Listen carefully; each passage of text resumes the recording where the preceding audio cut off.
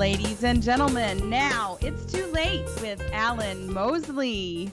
Guys, welcome back for another episode of It's Too Late. I am your host, Alan Mosley, joined once again this week by the number one producer in late night. It's Sherry Voluntary. Sherry, how's it going? Hello. I feel like I should have applause when you announce me so nicely. You know, we talked. When I say we, I say me and the goat guy. No one even remembers his name. We talked probably a year ago now, because it's been about over a year, I guess, since we've been doing this stuff. Yeah. And we talked about getting the little board with the sound effects, right, and having some. I mean, because we do all the other crap, so right. And like I know some people will say, but that's like it's fake, right? But I'm like, when you watch TV, that's not real. That's called reality TV is the most fake. yeah, it's not real. And not only is it not real, but that's not happening right then either. That's been molded and congealed over our days and weeks or months even. Yeah. And now you're seeing it and all the response. It's funny, like, because we don't have any time for a tangent, so you know what that means. Right, tangent time. It's time for a tangent. Is that a lot people don't realize that if you go back and watch like old, like maybe 70s or 80s or 90s sitcoms, but you watch a video, I think you can find these on YouTube actually. You watch ones where they've taken out all the background. There's no audience laughter or applause. You can hear the staff eating their Subway sandwiches behind the camera. It's kind of eerie. It's weird, it's because you don't realize how accustomed you've become to kind of the whole production. Yeah, the whole effect. It's like watching a scary movie without the soundtrack. Yes, chords. Exactly. They've done that. It's weird. Yeah. So speaking of watching a show and having the whole production, guys, I don't know how else to say this. You have got to get your tickets to the It's Too Late 2020-21. I always say it like that. I'm an idiot. Yeah. I mean, if they can't hear the curse words that you are leaving out. I tell you what, I mean, we're always kind of muted for the whole broadcast TV kind of how we do our language and all that. But if you miss Alan calling people de-essers and telling them where they can go to get the information they need, you got to come to the live show at our studio south of Nashville. That's March 20th. That's not this Saturday, but next Saturday. How do you lose 100 pounds in a week? I don't know, man. I'll tell you how you gain a couple of tons of autism is you invite all your libertarian friends to come to the It's Too Late live show. That's March 20th, but you got to have your tickets. Facebook.com/AlanMosleyTV, go to events. AlanMosley.tv, go to events. Go to the Eventbrite page, get your tickets. I'm going to say this is basically the last time I'm saying it, because we'll have one more show between now and then, but I mean, it'll basically be a couple of days away then. Right. That I know for a fact, because I have seen the messages. I have seen people in our private community group messaging back and forth to each other saying, hey, where are you staying for Alan's thing? Hey, we should get together and have brunch. Right. And they're not on my list of people who have registered tickets. They are de-essers who should not go to that place to get that information. They should go to the event page and buy some tickets. Yes. I'm really going to hate being the guy who, when they show up to the event saying, so I don't see your name on the list here. I tell you what, you will hate it. This, Sherry, I tell you what, this is what we'll do. Since so many people either think I'm bluffing or they just don't care, this is what we'll do. I've told people we're not operating a door. Now, to be fair, it's not because we're de-essers. It's because we're trying to tape a show and we can't. We're not going to do a bunch of coming and going. Yeah. It's just like if you uncultured swine, if you've ever been to a live production before, like the ushers don't have you in and they, like, the guys aren't walking around the stand saying beer, popcorn at a play. Right. They do that at the baseball park. They don't do that at a play, and it's because they're trying to have a show on stage. Like they're kind of busy. Yeah. And you're ruining Yeah, so we'll be busy. So everyone's got to get there, get in. I mean, we're going to have plenty of time to hang out and have Yeah. some really awesome desserts and all that. But when it Ooh. comes time for the show, we're locking the gates and we're doing the Right. show. So that's why you got to get there and you got to have your ticket. So Correct. this is what we'll do. I've told people we're not going to have a door because we can't have people just showing up. They got to already be there. It's $10. You go on the Eventbrite page, you pay $10. I think like they charge you like $1 or $2 for processing or whatever, but it's $10 to get a ticket. If you don't have a ticket but you show up that night, it's $20. All right. I like that. I think. Well, I don't know what else to say. So anyway, we're moving on. It's a working solution. That's what we're about here. We're about answers and solutions to problems. That's right. Sherry, have you seen this kind of new meme craze going around? If you have like a before and after, and you have a how it started versus how it's going? Yes, those are great. Okay. Some of them are great. Some of them are great. I kind of put a little one together here for our friend Andrew Cuomo, the governor of New York. So this is Andrew Cuomo, how it started versus how it's going. How it started. Breaking. New York State Senate Majority Leader Andrew Stewart Cousins says, Governor Cuomo shouldn't resign unless a fourth accuser comes forward. Now, by the way, I just want to mention that for our friends on the left side of the aisle, three rapes is understandable. Right. But well, unless you're Roy Moore. Yeah, unless you're or Roy Rep Moore. Kavanaugh, then Al Franken gets a pass and so does Cuomo. But if you're gonna rape 4 or more individuals, it's a bit much. That's just too many rapes. I feel like we can all agree on that part of it, at least. Right. So how it started versus how it's going. A fourth woman has accused Andrew Cuomo of sexual harassment. He's crossed their line. Hashtag resist. he just couldn't help himself. He's like Pepe Le Pew. It was just right. He sees a cat and he just has to. The beautiful woman. Notice I said cat there instead of the other word. Yeah. You got to be careful. Yeah, you got to be careful. Yeah. So there was another bit of breaking news as well that came from CNN, and I want you guys. This isn't really like what we're talking about today, but I want you guys to notice the wording of this headline and see if anything jumps out at you. All right. CNN breaking news. The CDC releases guidelines giving limited freedoms to people fully vaccinated against COVID-19. Here are the rules to keep following.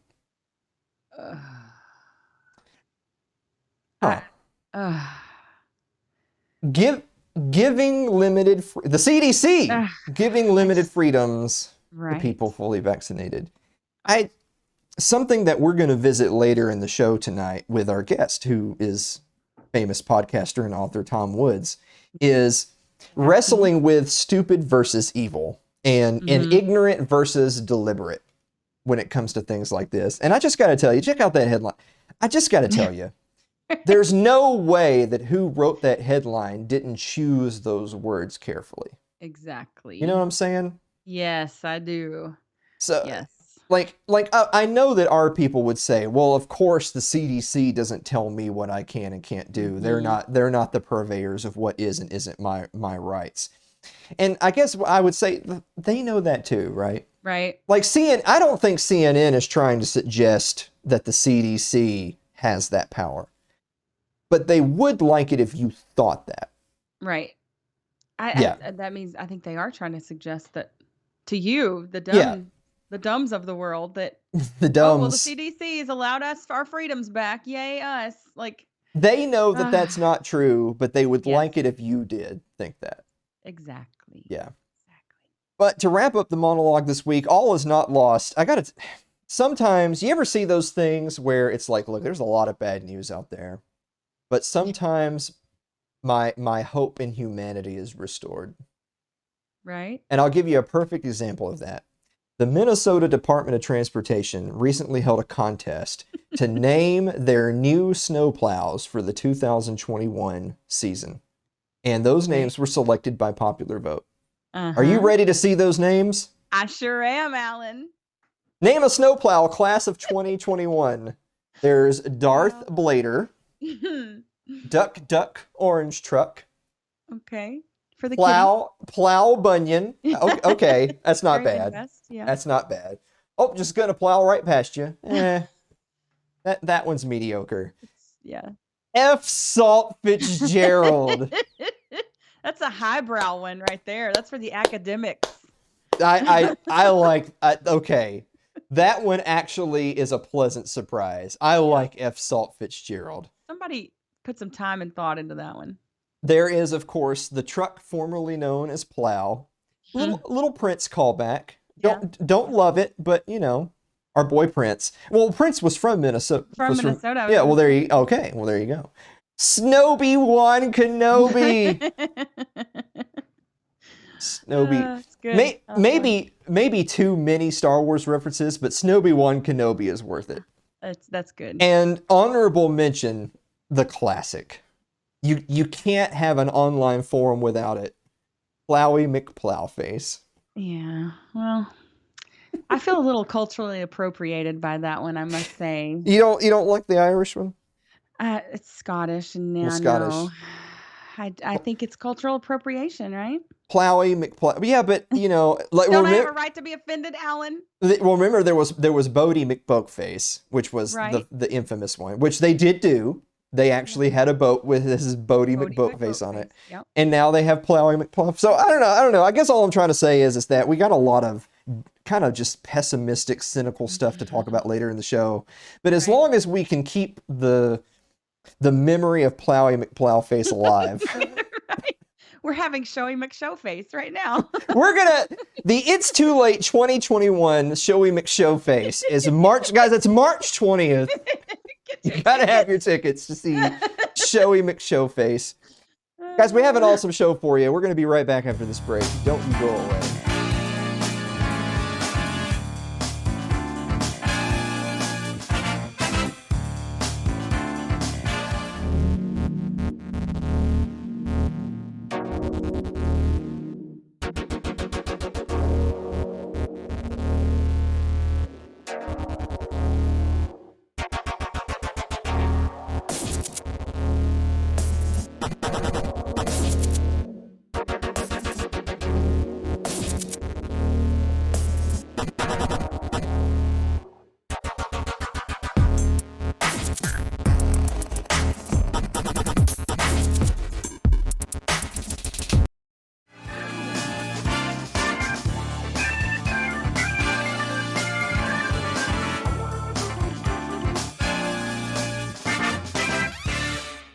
I have it on good authority that gentleman that hosts that show over at 10th Amendment Dinnercenter.com/Path to Liberty is going to be joining us in a couple weeks. Ooh, he's so dreamy. I know. Michael Bolton will be with us. In the meantime, hey Sherry. Yes? What time is it? Meme of the week.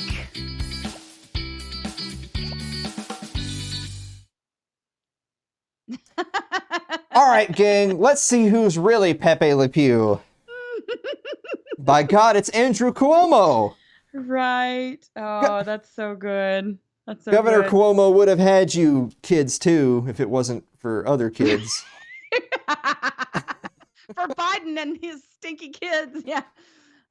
If it wasn't for the kid that's too old and the wrong gender, he would have had him another one. Oh, Lord help us. I'm not trying to say, I'm just saying. Woo. Yeah. I'm not the correct. I'm not the rapist. I'm not going to apologize. Right. So. I mean, you've raped far less than 3 people. Yes. I'm going to go on record tonight as saying I've raped less people than Andrew Cuomo. Right. I would, yes, correct. Well, I'm glad you are willing to endorse that statement, Sherry. Jesus Christ. Right. We're going to move on to the viewer mail.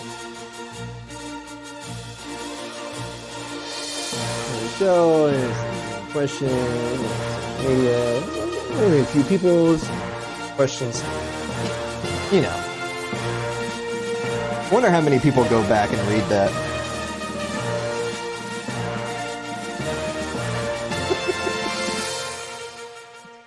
If you're somebody out there that actually has, like, you have such serious OCD that you're like, I gotta pause the show. I gotta go see what that damn thing said.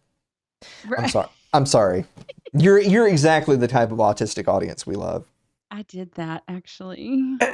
Okay. I actually, I tend to think that the text is pretty cool. So, That's pretty cool. all right, Yeah. Sherry, you're going to do the viewer mail for us this week. Yeah, I All have right. I have the honor. All All right. right. So, Andrew Avery writes, "Dear Jesus. Alan and Sherry, Hmm. if a person is a horse, are they in stable condition?"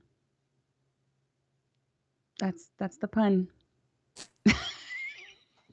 Everyone knows that there's only one acceptable answer to that question, Right, Andrew. right. And it Yeah. is nay.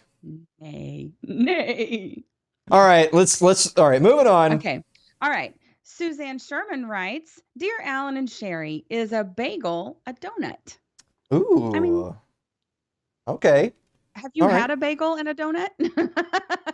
Well, oh, yeah, I mean, they're obviously different, but are they classified as the same thing? Okay. So I told Suzanne. So first of all, this is how you can know Suzanne really gets us. That's a good question. It is a good But question. there's actually a good culinary answer to this. This isn't just Alan blowing smoke. So a bagel is not a donut. They are separate categories. Mhm. A donut is a fried cake. Mm, The fact that it's a circle with a hole in it, who cares? It's a fried cake. yeah, A bagel is a baked bread. right. But then they That have cake donuts too. well, I know they have cake That's donuts, their but own separate thing, though. well, that's just a type of donut. That's just the name. But a cake donut is a donut. It's my favorite, the blueberry cake, Krispy Kreme. Oh, child. Mm. Right, well, we better get going. That became uncomfortable a little bit. I just felt like All Andrew right, Cuomo in his fourth rape just all now. right, all right. Moving on. All We're moving right. on. All right. Mary Lynn Wilimowski writes, "Dear Alan and Sherry, what is your favorite deep fried food?" I tell you. Okay, hold on. I'll let Sherry answer Mhm. this one. I'm gonna go ahead and answer. Believe it or not, no, I mean I do like some things that are like fried chicken, that sort of thing. But Mm, but if you're thinking deep fried, like you go to the carnival and they have the big vat and like right. deep fried Oreos, deep fried everything. Moon pies. I've actually never had any of those things. Really? I've never like gone out on the limb and said, all right, give me one of them deep fried whatever the F's Right. and had it on the big stick Right. with Ice cream, cheese. Yeah. yeah. My answer to this is I'm Southern. Uh-huh. There ain't nothing I wouldn't eat deep fried. Like, I know this asks for your favorite, but that's a hard question for a Southerner to answer. Okay. I've had a lot of deep fried food that's delicious. Yeah. Well, I And mean, to me, just in terms of just any fried food, fried chicken. mm, But fried chicken's so good. yeah, Oh, fried but okra. I've never had fried okra. What? I've Fried never green had fried. tomatoes? I don't like fried green tomatoes, Ah, what's so wrong with you? I don't know. Let Well, me I mean, start this. like I said, when you think of the carnival things like fried Oreo, fried Snickers, I've Right. never had. Okay. Anyway, moving on. All right. Adam Sakosin writes, "Dear Alan and Sherry, who was your most influential relative growing up and why?" Well, we know your answer's not your pet sister. That's for damn sure. I forgot about that. Yeah.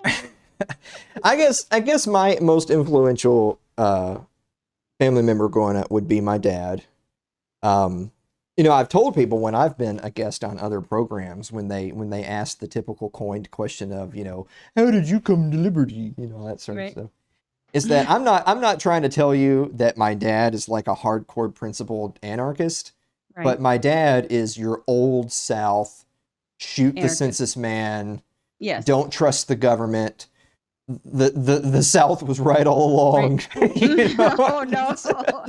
And so a lot of my family, especially on my dad's side of the family, are older family. Like Mhm. there's a big generational gap.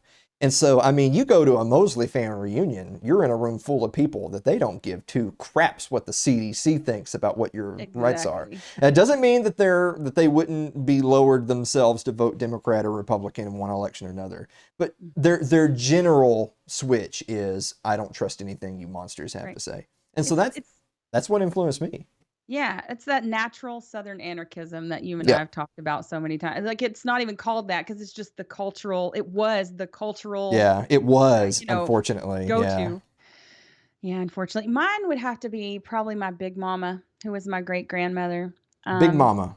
Big mama. Okay. And the whole town called my big mama Big Daddy, Big Mama, Big Daddy. But she lived up the hill from me when I was a kid, and she would every time we'd come up there, she'd fix like a meal for 17 people, even though it was just a couple people.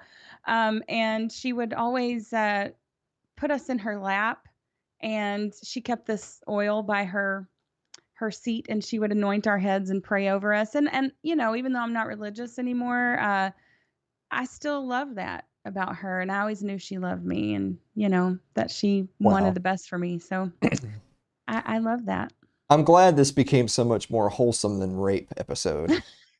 So thank you, Sherry. Anyway, all right, moving on. We're running out of time here. We got to knock these out. Okay. So Eric Eli writes, "Dear Okay. Alan and Sherry, which is worse, hitting your funny bone or stubbing your toe?" Stubbing your toe. Yeah, I think so too. Stubbing your toe. Yeah. Correct answer. And I do that way more often too than Hmm. hitting my funny bone. Yes, it So, lasts longer. All right. So Celeste Annis writes, okay. "Dear Alan and Sherry, what is your favorite flavor of Kellogg ravioli?" Okay, my favorite Kellogg's ravioli is blueberry, but without the frosting. And if you don't Monster. get that, then you don't watch enough of this show. That's all I can say. You're a monster.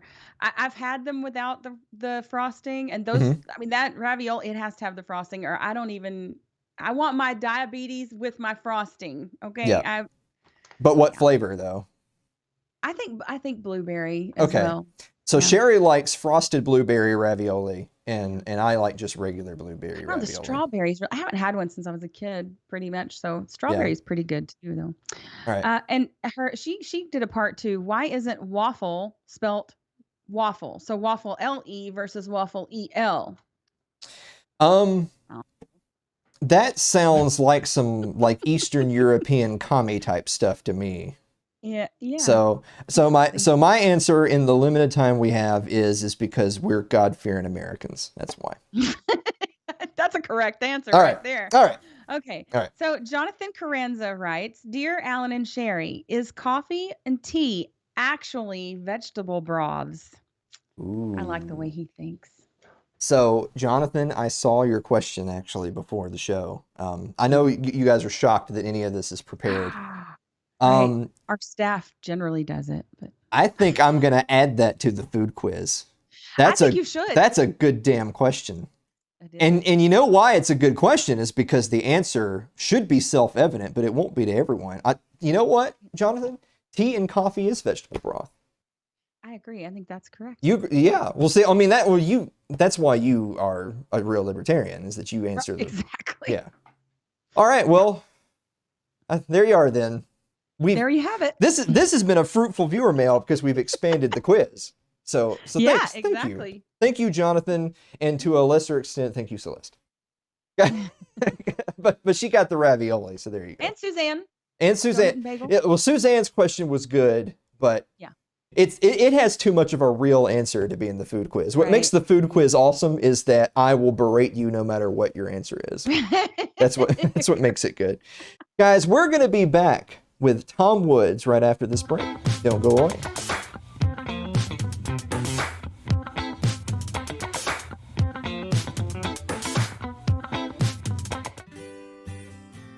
Your ad could be playing right now, reaching thousands of potential customers.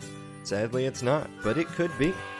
Find out how to be an advertised sponsor for It's Too Late with Alan Mosley.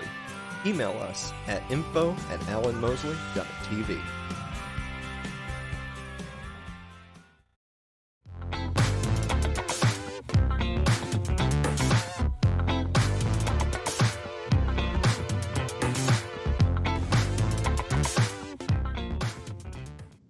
Guys, welcome back to the show. Our guest today is the New York Times best-selling author of such fantastic books as Meltdown, Nullification, and A Real Dissent, A Libertarian Sets Fire to the Index Card of Allowable Opinion, as well as the host of the very popular The Tom Woods Show podcast, and most recently, check it out right here, it's an ebook, COVID Charts CNN Forgot, which you can get at chartstheyforgot.com. Tom Woods, welcome back to the show. Thanks, Alan. You left out one crucial detail that is central to the Woods empire, and that is Okay. the ebook is free. Remember, Oh, it's the that's old right. free ebook once again. Well, I'm not going to spoil it, but we're going to get to this ebook versus regular book nonsense at the end of the interview. Okay. But until then, I know that you've been talking a lot about COVID. I've tried to ignore COVID. We're not going to rehash that whole thing of, well, it's a huge topic in the news, you can't avoid it. So we're just going to dive right into it. We're recording this right here on March 10th, 2021.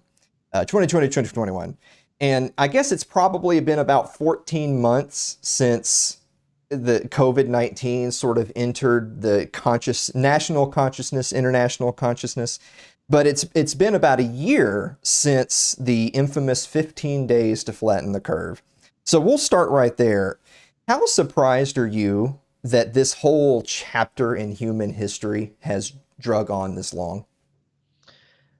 Well, I'm very surprised, and I don't care how cynical people are when they were saying, "Oh, this will go on for X number of years." They didn't really believe that. So I don't Mm-hmm. buy that even the most cynical person really believed that this many ordinary people would be cheering their own destruction for this long, and they would have so little curiosity about what's going on that they wouldn't seek out alternative points of view, or that they couldn't detect propaganda when it was staring them in the face. That surprises the heck out of me, and I'm fairly cynical myself. So yes, it's shocking, and in a way, it's very sobering for those of us like you and me who are trying to work for human freedom. And if it turns out that human beings are kind of indifferent to it, then well, I guess I'm just doing this for my family's sake then. Well, yeah, so I mean, kind of piggybacking on kind of the endurance of this whole thing is that, it kind of, I guess the sort of passive acceptance, maybe the tolerance to it, or maybe the blind obedience that a lot of people have had towards, well, this is a crisis, so during a crisis we have to kind of all pitch in and we're all in this together. How much of an eye opener do you think this has been for at least some segments of the population? Thinking that kind of rugged American individualism type, or the old cliche of, oh, it could never happen here type. They would never nationally lock down here. They would never basically institute house arrest here.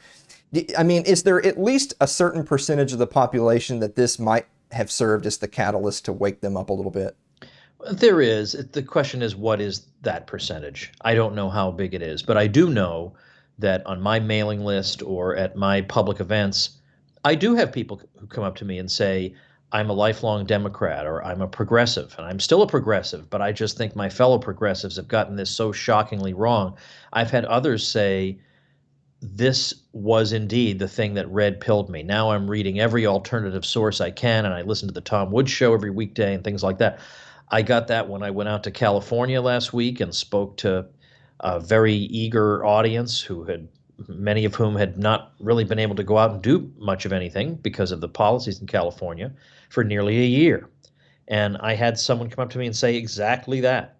So I don't know how we quantify this, but certainly there must be a decent number of ordinary parents out there who maybe they don't know whether to believe Dr. Fauci or not, but they do know that their kids are isolated from their friends, and they're, for a long time haven't been able to play the traditional sports they would play or socialize in the way they are accustomed to.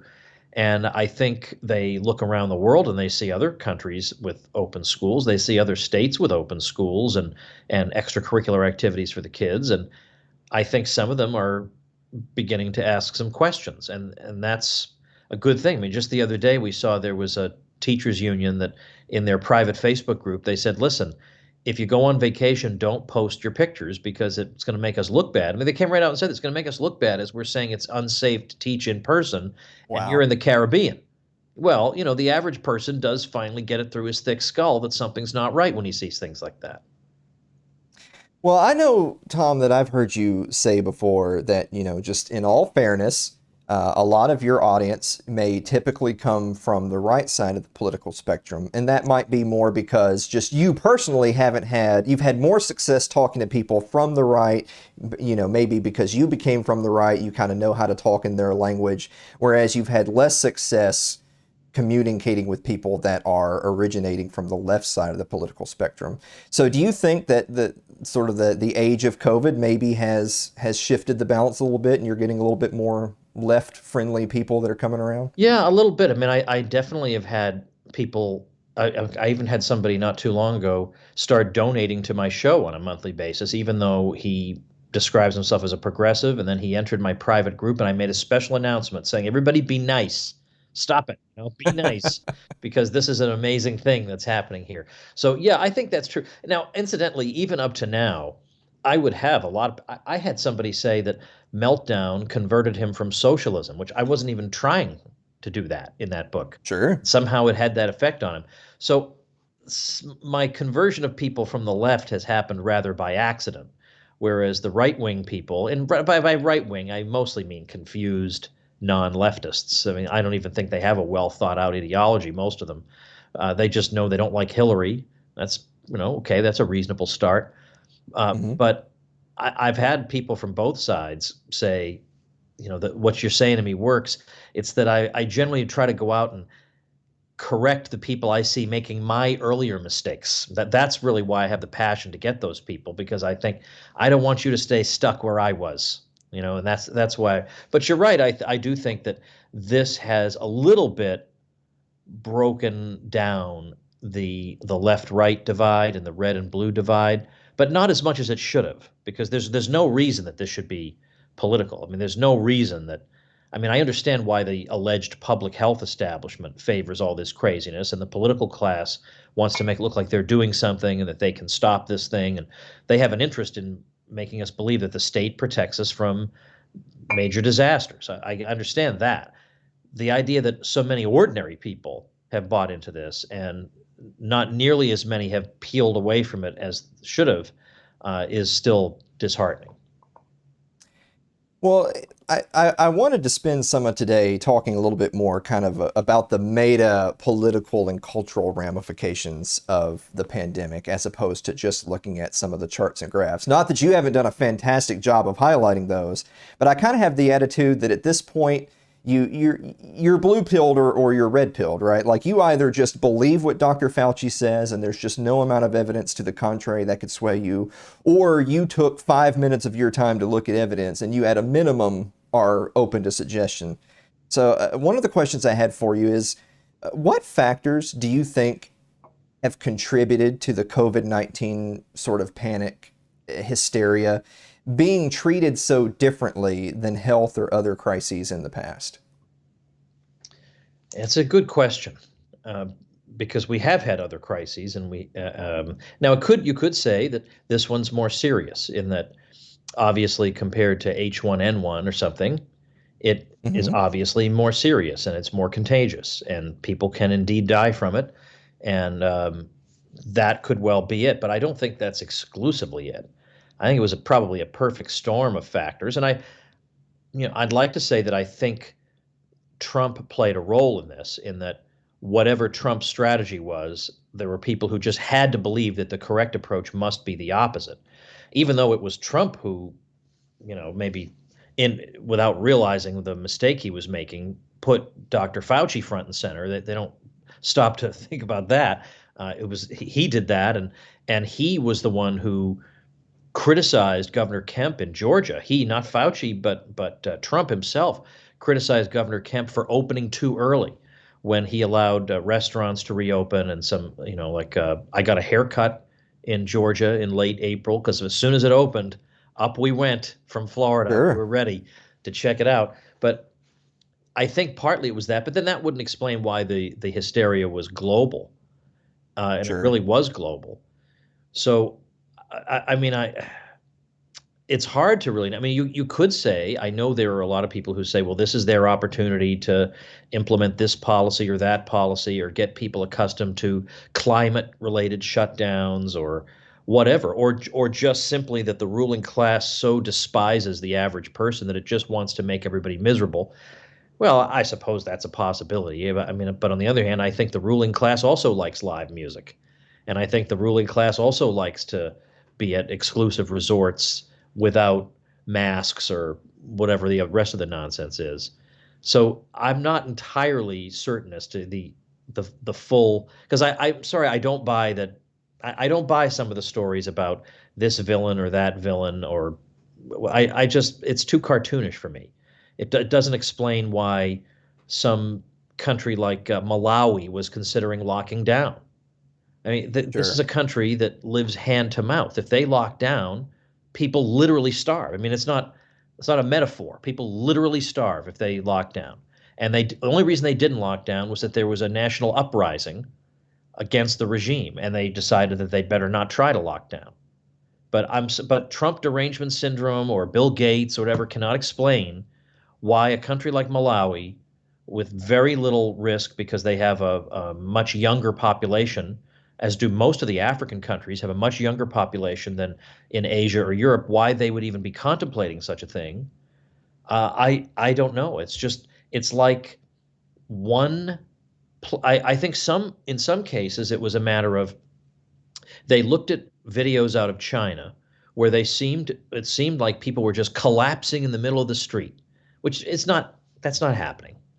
But they looked at that and they looked at how severely the Chinese were responding. And oh, so many times on social media, I saw people saying China wouldn't be responding like this if it weren't really, really significant. Okay, maybe. Or maybe they're just crazy communists who do crazy things and you can't trust anything they do.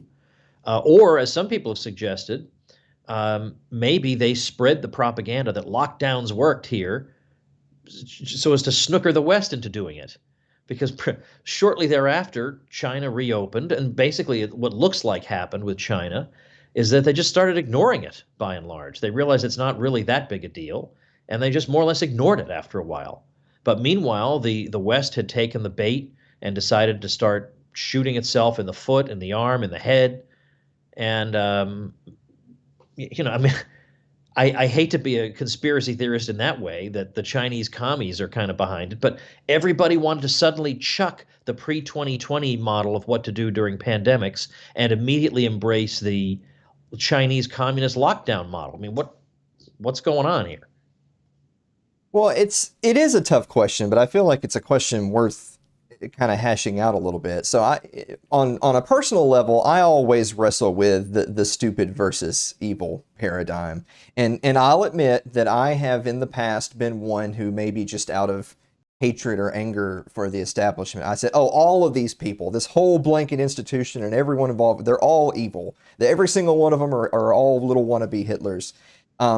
But maybe as I've gotten older and tempered that a little bit, I've fallen more into the category of, well, they're also unbelievably, maybe they're naive, maybe they're ignorant, or maybe there's an establishment narrative. So if you're just a run-of-the-mill congressman or senator or even governor or mayor, you're just sort of kind of going along with what the trend is because it's the trend, and that's as much intellectual rigor as you put into it. So I'm willing to accept that stupidity versus evil can be used to explain some bad actors. On the other hand, when you think of things like people have shared the screenshots of the World Health Organization's website where they have an explanation of what herd immunity is, and Oh, then I know. And then they changed the definition. yes, Yeah, well, that's sinister. yeah, exactly. So I'm going to kick it back to you right there. So when you see where they changed the definition, which by the way, this just goes to show you that boomers still control all of these organizations because the internet is forever, my friend. If they think Yeah. that people aren't going to have what herd immunity was defined as 5 minutes ago versus now, you're sorely mistaken. When you see that, now that sort of thing makes me think, oh yeah, there's an agenda here at play. This is not ignorance. This is evil. Yeah, but the thing is, they could have. Why didn't they do this? There were other opportunities they had. Like, why now? Is not clear. But yeah, I don't need to be. I know that there are sinister people around the world, but the issue would be, would you deliberately cause this much wealth destruction and this much instability? I mean, the elites in the world also don't want instability. because Sure. first of all, it makes it look like they don't know what they're doing. So the idea, for example, like the Fed deliberately created the downturn of 2008, that's just ridiculous. That of course they didn't do that. Entire investment houses came down in that crisis. There's no way, no one wanted that. Okay, and so it's that I just want to keep our heads on straight here. They had Sure. no interest in having that happen. And likewise, I am quite sure a lot of people's portfolios, a lot of very influential people's portfolios were decimated by this. Hmm. So I can't just go with, well, the elites just are, well, it's got to be an extremely, extremely tiny sliver that has somehow just managed to brainwash everybody. But on the other hand, yeah, of course, I know there are sinister people all around us. It's how do they get hundreds of millions of people to think they're doing the right thing is the real question. That I don't have an answer to. But the World Economic Forum did even worse than the WHO. They had this tweet along with a 60-second video you may have seen a couple of weeks ago, in which they said lockdowns are improving Yes. Hmm. cities around the world. And in what way? Because there's a lot less ambient noise. Well, yeah, when everyone's locked at home, there would be less noise. And this is allowing scientists to predict earthquakes a little bit more accurately. I mean, just like the most irrelevant, ridiculous kind of observation of all. And they finally had to actually take that down because even the crazy lockdown people wouldn't actually say our cities are better now that I mean their whole argument has been we only have to take these extreme measures because the virus is just so scary. They haven't said, oh, I mean, from the very beginning, it was look, we're asking you to make a pretty big sacrifice here, but it's because we've got to preserve resources for the hospitals and whatever. And the World Economic Forum is acting like, oh, well, isn't it nice that, has it been quieter where you are? Like they were actually trying to generate a conversation. They actually thought people would say, oh, that's funny. It has been kind of quiet in my neighborhood since the lockdown. And they had to finally take it down. Yeah. But So I just yeah. don't believe the World Economic Forum thinks um, the best thing to do is to try to impoverish countries as much as possible, and that way we'll usher in communism. There, sorry, but if you bring about that much unrest and instability, you have no idea where that's going to go. Even the ruling elite cannot predict where that's going to go. Well, the conversation of propaganda surrounding such a huge mankind event such as this one is a really touchy or tricky conversation because for one, the most tinfoil hat conspiracy theorists aside, absolutely there's propaganda. There's propaganda all around you touting all sorts of different things. But that's not to say that every single organization, every single world government, every single corporation is all on the same, like they're not all having a meeting and deciding what today's propaganda will be. And it's not like everyone is in on it per se. They may all have similar agendas, but they're not physically sitting there with a team of writers crafting it. And so one thing I kind of wanted to bring up is, as we're moving into 2021, and of course we do have a new administration, and something you had touched on just a second ago, that on the one hand, they've spent months, if not a year at this point, spreading fear, spreading panic, and I am willing to go out on a limb and say, well, that's because they want people to be obedient. And one way to do that is to get people afraid, get people dependent on government, believing that the state has your best interests at heart.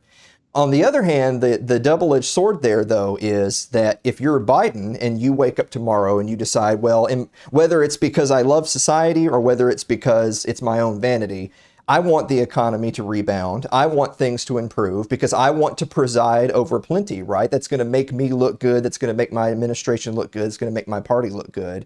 But you run the risk, though, that if you just spend a year propagandizing people that the sky is falling, some of those people might have taken that bait so hard that now that you've decided, all right, guys, time to circle the wagons, everything's hunky-dory again, some people are going to remain fearful and skeptic, which is now Yeah. going to hurt you. You propagandize too hard. Is that fair to say? Yeah, well, that's already happened in New York when Cuomo said, look, if we don't open, there isn't going to be anything left to open.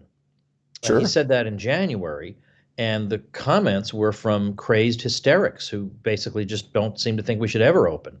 And then Governor Hogan in Maryland, who's been a disaster, just recently said he's opening restaurants, bars, and other kinds of places. And there's been massive uh, push back against that. So yeah, that's the problem, is that they've gotten everybody terrified. And so once they, and it's funny, Cuomo at one point was very frank in a conversation with Jewish leaders. He said something like, you know, I get that obviously we would want to have a more targeted approach. Like, we don't want to shut down all the schools, obviously. We would want to focus our attention on particular clusters. But unfortunately, people are hysterically frightened, and so you can't do sensible policy at a time like that. But as they get less frightened, we'll be able to have more targeted policy. Okay, so he knew it, right? So that proves it. He knew that the policy makes no sense, and it's just in response to hysteria. Uh, but you're right. How do you emerge from that? The What will eventually have to happen is, at this point, we're seeing Texas says they're opening fully, Mississippi's opening fully, Arizona's opening fully, not California. California's opening a tiny bit. Connecticut still has a bunch of restrictions, but just said that a whole variety of classes of business could open at 100%. What will have to happen is people will have to see that in these states, nothing catastrophic is happening. Hmm. Even if these states are 2% worse, 2% worse when we were told that, all the hysteria, eventually some normal people have to come off the fence at that point. And if they don't, then I guess we just have to wish them well and say, I hope you enjoy your life, eating cans of dried navy beans in your home for the rest of your life. But the rest of us understand that we're not on this earth to stay confined in our homes. We're here to live, and we're going to go do that. Well, to switch gears a little bit, the speaking specifically of like the worst actors in this whole crisis, thinking of the ones that were spreading the most fear and panic around COVID-19.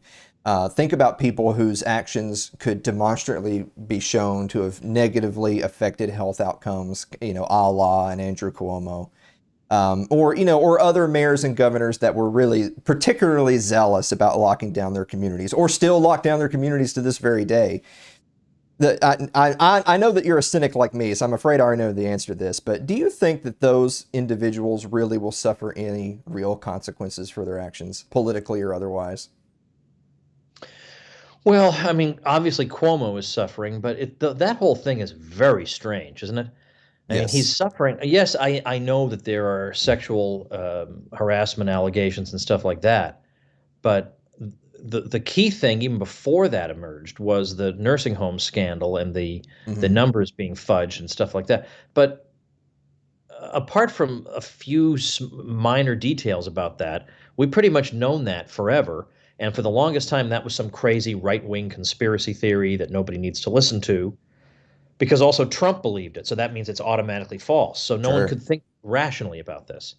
And then all of a sudden, everyone from everywhere, the New York Times, the mass media in general, um, Dr. Osterholm, who it was on the COVID team and under Biden, said, "Hey, I had nothing to do with Cuomo. I barely even know the guy." All of a sudden, we use this expression, "the memo went out." But Hmm. in this case, I genuinely think a legitimate memo went out. I mean, not quite that crudely, but I think it is not an accident that all of a sudden this darling boy is being taken down. And there are a lot of theories as to why it's happening and who might be behind it, but it's too unanimous. I mean, the establishment does not act in concert like this just by accident. It's not happenstance. But okay, so Cuomo may in fact wind up going, but yet, as you know, there are other governors that were every bit as bad as he was. Sure. And the question is, will they wind up suffering? And it looks like certainly some of them are going to wind up getting bailed out by the White House, or by the U.S. government, which is the thing I most wanted to see avoided. Could Sure. not reward these blue states for what they did to people, and at the expense of the red states, or the expense of the more open states. There's no reason the open states should be subsidizing the closed ones. That's awful. But the only way anything's going to happen to anybody is if people ever come to the realization that they've been had, that you just wasted a year of your life for nothing, for absolutely nothing. Because you can look at counterexamples of places that didn't close, and they're pretty comparable to places that did. Now, they shouldn't be pretty comparable. They should be 1,000 times worse off, not pretty comparable. And, I was just the other day, Matt Iglesias was saying, look, Florida is 10% worse than California. I kid you not. It's 10% worse in deaths per million. Now, of course, if you factor in that Florida has one of the oldest populations in the country and California has the sixth youngest population in the country, Hmm. that alone explains that trivial difference between them. But remember when Florida opened, I remember this vividly because I live here. When it opened fully in September 2020, we were not being told, uh, hey, be careful, Florida. If you open, you might be 10% worse. No one was saying that, Alan. They were not saying if you open, you're going to have results that are going to be right in the middle of the pack. Of course, no, you're going to be the death capital of America, if not the world. And now they're reduced to saying, well, Florida's 10% worse than one of the youngest states in the country. Okay. So Well, I mean, if we can ever get that information out to the public, then something will happen. But unfortunately, right now, the propaganda has been astoundingly effective. it has, and it kind of makes me think of, it's kind of the attitude of, well, if you're trying to teach your kid to swim, you just shove them in the pool, because once they get in the water and all of a sudden the water doesn't swallow them up like a monster, they realize it's not actually that scary or dangerous. It makes me think of here in Tennessee. Now, in some of the deeper blue big city metros, you think Memphis in the west, Nashville in the middle, and Knoxville in the east, they still have some shenanigans going on. There's still some regulations on capacity at the restaurants, or maybe you have to wear a mask or whatever. But for most of Tennessee, most of all the rest of that big chunk of red rural area, there's nothing at all, and there hasn't been anything at all for months. But I remember using Columbia, Tennessee as a perfect example where our studios are, which is set about 30, 45 minutes south of Nashville. There was a percentage of the population that when the announcement was made of, hey, lockdowns are over, pandemic's done, Columbia's open. There was a percentage of the population that were critical. There was sort of the pseudo left side of an otherwise red area was saying, well, no, no, no, let's not be too hasty because, look at all this data. It's still very dangerous. If we open up too soon, there's going to be a huge spike, yada, yada, yada. But when they just went ahead and did it, it didn't take long before those criticisms went away, just like shoving the kid in the pool. I mean, for let's say the 40% of the community that was saying, well, let's not open up yet, it's still dangerous. Once the community had been open up for just a couple of weeks, and once those people got to remember what it was like to live a normal life, all of a sudden they weren't opposing it anymore. Imagine that. Okay, well, that is actually interesting to hear. I guess in Florida, it's a little bit different because we're like a flashpoint for the whole country because everyone is using Florida to illustrate their point one way or the other. And so people have kind of dug in their heels in Florida. They're going to stick with Florida's. I mean, in a way, your whole worldview comes down to how do you think Florida handled this? Mm-hmm. So it's hard for people just to look at things practically here. It's an ideological statement. So it's been harder to get people because I'm just astonished at the number of people who still think, who still call our governor Death Santis. Okay, well, but if Florida is number 28 in deaths per million, number 28 out of 50, even though it has one of the oldest populations, so it should be in the top five. Mm-hmm. Instead, it's all the way down at number 28, while at the same time you can go to theme parks. I've gone to a couple of plays. You can go to, see live music. You can go to full capacity restaurants. You can have a wedding with 400 people at the reception. The idea that it would be only 28, that's crazy. And yet that's not enough for these people are still screaming at him. I don't even understand what their argument could be at this point. Well, so speaking of that then, I go on record, I'm pretty skeptical that the worst actors will ever really suffer any real consequences for kind of how the pandemic Well, I played mean, think out. about the Iraq War. I mean, nobody suffered for that. Exactly. Yes. Exactly right. And I'm also, by the way, kind of on the token that I've seen some people. I won't name them just because I'm not trying to drag anybody through the mud. But there have been some people that have been great on the lockdown since day one.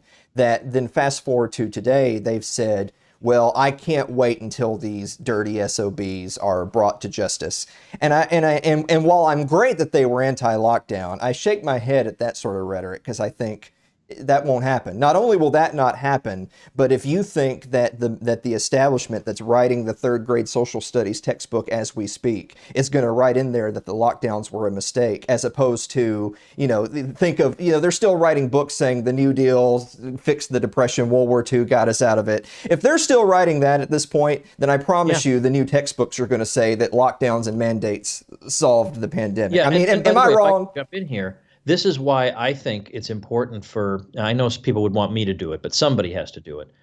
Somebody has to write a book chapter, just a chapter, Mhm. that you can substitute in for your American history textbook for the years 2016 through 2021. Because nothing, literally nothing you read about those years, or 2017 maybe, Mhm. nothing you read about those years is going to be true. I mean, almost nothing. It's going to be half truths, or it's going to be long exploded myths, or whatever. It's going to be all propaganda and nonsense, and especially about the virus. Yeah. They'll talk about uh, they'll claim that people who didn't wear masks had all kinds of problems and they caused this and that. They'll say that social distancing helped a lot. They won't show any charts that throw cold water on this. That if you graph health outcomes versus social mobility, the results are entirely random. Same with introduction of mask mandates, results are entirely random. If you graph, so we've got mask wearing, we've got staying at home, we've got lockdown stringency, all these sorts of ways of measuring how much stuff was being done in a particular place. None of it correlates with anything, but none of that will show up in a textbook. It'll all be a cartoon about the Mhm. scientific people wore masks and the scientific people kept their distance and didn't travel and stayed in their homes. So basically, we need to have a website. We could think of, we could call it uh, 2020chapter.com or something like that, where Mhm. kids across the country just download that chapter. Just absolutely ignore what's in your textbook if you really want to know the truth, and just download that chapter. I don't know what else we can do, because of course, yeah, every textbook is going to be a lying piece of propaganda about this, no doubt about it. Yeah, I agree completely. Well, that's a perfect place to transition because I know we're starting to run short on time. So I know that you've said in the past that maybe you had considered writing a long form book kind of encapsulating the age of COVID, but you ultimately decided against it, which I know we have COVID chart CNN forgot, which we showed everybody at the start of the interview. So I'll let you off the hook for that one. But I would be remiss to ask you this. It's been almost 7 years, Tom, I believe, since Real Descent came out. When are your loyal readers going to get another long form book from the New York Times bestselling author? Well, it's a good question, but I'll say this about the virus book. The thing is, there's already a good book, The Price of Panic. Alex Berenson just signed with Regnery to write a book. It won't be as slice their heads off as mine would have been, but it'll be still pretty good. Sure, So I feel like there's a lot of duplication of effort going on there. Whereas with Meltdown, there really wasn't. There were other books on the financial crisis written from a free market perspective, but not really from an Austrian perspective. Like, they were going after certain federal legislation. I was going directly at the Federal Reserve. So sure, that made that a little bit different. But I guess the answer is, what I like to do today is I like to write to my newsletter subscribers. I read, that's where I do my writing every day. I mean, every single weekday I churn something out for them. Which, by the way, when you go to chartstheyforgot.com, you get the ebook, you also wind up on my list. And if you hate it, it just takes one click to get off that list. But I don't think you will, because I'm really happy with it. And I just like doing that. I don't have the kind of deadlines that used to make me crazy. And it's a lot of work. And I don't enjoy promoting a book. If I'm going to write a book, I want a lot of people to read it. And sure, in order to do that, you have to promote it like crazy. And it's just discouraging promoting a product that, even if somebody buys the hardcover, you're going to earn like $3.50. Like sure, that. What? Like, I'm killing myself staying up all night doing these crazy midnight talk shows and whatever. I just don't have the energy to do that anymore. But also, I don't want to write a book for the sake of writing a book. I did that once. I'm not going to tell you which one it was. I did that once, and I don't like that. And right now, I just don't feel driven to do it. All the other ones I did, I felt driven to write them. I had a passion for it. And now I feel like I've said what I need to say. I don't think that what the libertarian world lacks is books. I think we have books in abundance. So what I do is talk about current events, and I try to explain this, what's going on in the world in ways that make sense for libertarians.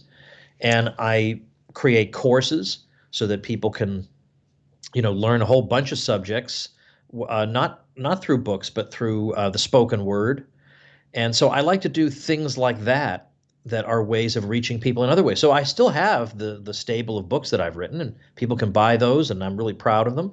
But now I've moved into different media that I use to convey the message, and I think I'm reaching as many people, if not more, doing that. So until there comes a day where I just feel like I have to do this, then I don't want to, because then I would just feel like I was doing it as a chore or because people expected it of me. And I mean, like, imagine a musician doing a new album that Hmm. his heart wasn't in just because Sure. people wanted him to do it. Like, we know it would be crummy. Yeah, exactly. Well, only a handful of people know that I'm actually in the midst of working on my first book, and I won't get into the details much here. I'll tell you a little bit more about it off air. But just to say, it's the whole direction of it is a little bit different than your typical book, and the main reason is that the whole concept of, well, I'm going to sit down and I'm going to write a tome that is the definitive edition on X topic. That's just not me. That's just not really who I am. I mean, I could do that, but I feel like I would be treading into the territory that you mentioned of, is that, well, am I just doing this so that I can put on my resume, I wrote a book once? That's not, I want it to amount to something more than a checklist. It has to go somewhere other than that. Otherwise, I feel like there's so many other things I could be doing with my time and energy. With that said, Tom, go ahead and take a minute or two to let everybody know, if we haven't already, where they can go to follow you, anything you might be promoting, any links or anywhere you want to direct people to get more Tom Woods. Well, the key thing is I have a million different websites, and rather than No. overwhelm people with them, I would just emphasize, because I'm telling you, it is so satisfying to have all these charts that tell the real story about what happened and whether any of the stuff we did any good. It is very satisfying to go through charts they forgot. The ebook, CNN, COVID charts CNN forgot. I did that because I release a number of charts almost every day in my newsletter, Mhm. and then I run into somebody on Twitter who just doesn't, who honestly thinks that he's helping by doing all these things, and I wanted to have them all at my fingertips at once. And this Sure. does it. I mean, it's okay. Maybe the first few you're not totally convinced, and the fourth one, the fifth one, the sixth one, the seventh one, the eighth one, these are telling you something. Then there's the ninth one, the 10th one, the 11th one, the 12th. They are telling you something unmistakable. So if you do that, if you go to chartstheyforgot.com, you pick up the ebook, then it'll take you to a page that also tells you about my podcast. So if you like what you see in there, you're going to love the Tom Woods Show. Coming up on 2,000 episodes, by the way. Darn right. All right, Tom, we're going to get you out of here on this one. Now, the last time you were here, I asked you if a hot dog was a sandwich. But we've evolved far beyond such silly questions as that. So I'm going to ask you this. Is cereal, which would be a bowl of cereal with the milk poured in, is cereal Soup? is cereal soup? No. And okay, now you may say, if somebody tries to say to you, it can't be soup because it's cold, then you come back with what? Gazpacho, right? Go And you on. say Hmm. that's a soup, right? Okay. Here's how you know. You know that cereal isn't a soup in the same way that you know a hot dog isn't a sandwich. Okay, you ready? Okay. Because in your heart, you know you're just bullshitting people. I just want to mention really quick, while I still have you here live on air, that so we had Walter Block here last week, and I asked him this same question, and Walter always gives great answers to anything you ask him. But in the process of the interview, he called me a vicious bully for trying to browbeat him into answering questions he didn't want to answer. And so I just want you to know, because there was I'm not going to mention the whole episode of you locking yourself out of your office, but I know for a fact you went on a program and you were telling someone about that situation, and you said, and that bastard was recording the whole time. So I just want you to know, Tom, that when my book comes out, on the book cover, it's going to have Vicious Bully -- Walter Block and That Bastard -- Tom Woods. Well, very good. Now, by the way, in parentheses, there are restaurants that specialize in soup and salad. Okay.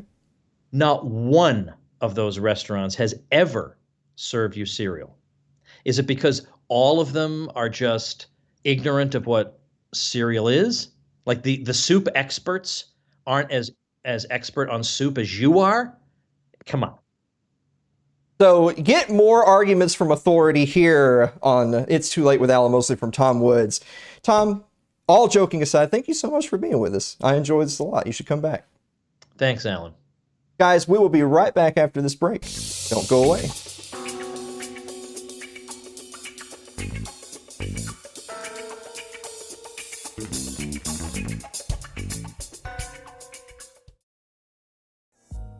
Hi guys, it's Alan here, and I want to take a moment to let you know about one of our supporters who started a new business.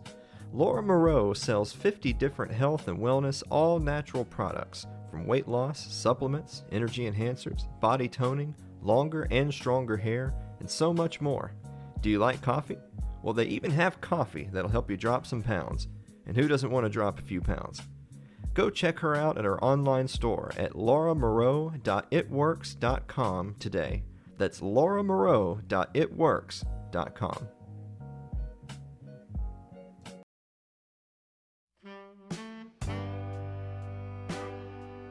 Like our Facebook page. That's facebook.com/AlanMosleyTV.